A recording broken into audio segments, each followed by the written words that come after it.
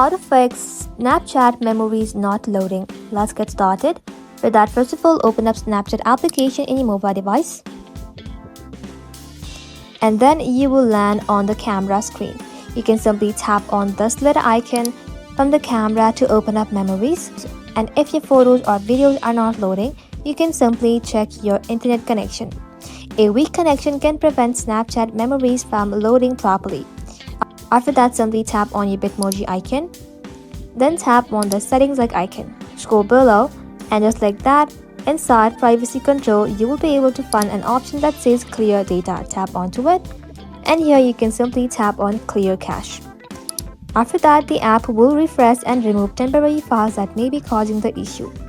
Now, you can simply head back to your home screen, open up your settings. Inside here, scroll below, tap on General, tap on iPhone storage, and then search for Snapchat.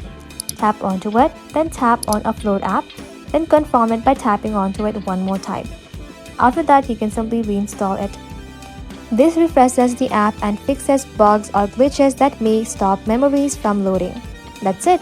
Thank you all for watching. If this video was helpful, consider subscribing to our channel and liking this video.